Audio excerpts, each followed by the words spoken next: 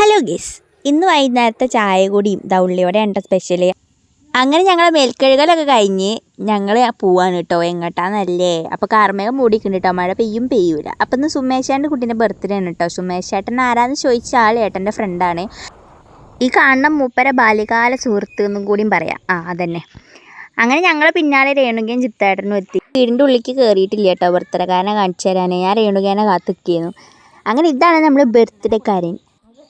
നമ്മളെ കണ്ണനാണെങ്കിലോ വാങ്ങി ഗിഫ്റ്റ് ഓൻ്റെ കൈ കൊണ്ട് തന്നെ കൊടുക്കണം പറഞ്ഞിട്ട് ബർത്ത്ഡേക്കാരൻ ഓൻ തന്നെ അങ്ങോട്ട് കൊടുത്ത്. ബർത്ത്ഡേക്കാരൻ ഇട്ട ഡ്രസ്സ് നമ്മൾ കൊടുത്ത ഗിഫ്റ്റാണ് കേട്ടോ. എങ്ങനെയുണ്ട്?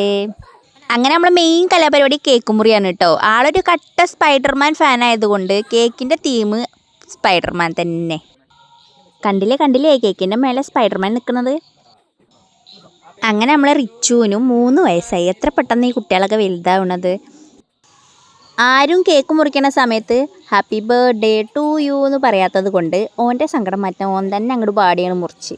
അല്ല പിന്നെ കേക്ക് മുറി എല്ലാം കഴിഞ്ഞിട്ടാണ് എൻ്റെ അനിയൻ വരുന്നത്. ഓൻ കൊണ്ടുവന്ന ഗിഫ്റ്റാണ് ഈ വലിച്ചെടുക്കണത്. ലാസ്റ്റ് ഓനെ കൊണ്ട് കഴിയാത്തതുകൊണ്ട് രഞ്ജു വന്ന് അങ്ങോട്ട് വലിച്ചു കയറി. കേക്ക് മുറി എല്ലാം കഴിഞ്ഞപ്പോൾ പിന്നെ ഞാനൊരു രേണുകി റൂമിൽ തന്നെ എത്തിയിട്ടോ. അങ്ങനെ ഓരോ ഫോട്ടോസൊക്കെ കണ്ട് കുറേ കമൻറ്റൊക്കെ അടിച്ച് പിന്നെ കുറച്ച് നേരം കടക്കാമെന്ന് വിചാരിച്ചു. പിന്നെ കുറച്ച് നേരം ഇരിക്കാമെന്ന് വിചാരിച്ച്. കേക്ക് നേരെ ക്ഷീണം മാറ്റണ്ടേ. അത് കഴിഞ്ഞിട്ട് മന്തി ആയിരുന്നു കേട്ടോ നമുക്ക് സ്പെഷ്യൽ. മന്തിയും പെരി ചിക്കനും. രേണുയ്ക്ക് പിന്നെ ചിക്കൻ പറ്റൂല കേട്ടോ. അപ്പോൾ എന്താണെന്നുള്ളത് പിന്നെ പറയാം. ഓരാരും കാണണ്ട വിചാരിച്ചെങ്ങാണ്ട് ഞാനും രേണുകയും പോയി അടുക്കളയിൽ അങ്ങോട്ട് ഇരുന്നു. പിന്നെ മന്തി, പെരി ചിക്കൻ, സേമിയ പായസം, പിന്നെ വീട്ടിൽ വറുത്ത ചിക്കൻ ചില്ലി ഒക്കെ അങ്ങോട്ട് വയറ് നിറച്ചങ്ങോട്ട് കഴിച്ച്. പിന്നെ വീട്ടിലേക്കും കുറച്ച് പൊരിഞ്ഞന്നോള്. പിന്നെ പോണ വഴിക്ക് എൻ്റെ വീട്ടിലൊന്ന് കയറിയിട്ടോ. അവിടെ കുറച്ച് നേരം വർത്താനം പറയുന്നത്. ഋതുവിന് അവിടെ ഒരു വലിയൊരു ജീപ്പൊക്കെ ഉണ്ട്. അത് കിട്ടിയപ്പോൾ വരുന്നേ ഇല്ല. പിന്നെ ഫുള്ള് ഉരുട്ടിക്കളിയായി. പിന്നെ കുറച്ച് നേരം ഞങ്ങൾ വർത്താനം പറഞ്ഞിരുന്ന് ഞങ്ങൾ നേരെ വീട്ടിലേക്ക് പോയിട്ടോ. അപ്പോൾ അത്രേ ഉള്ളൂ. ഷെയർ ചെയ്യുക, ലൈക്ക് ചെയ്യുക, സബ്സ്ക്രൈബ് ചെയ്യുക. ടാറ്റാ.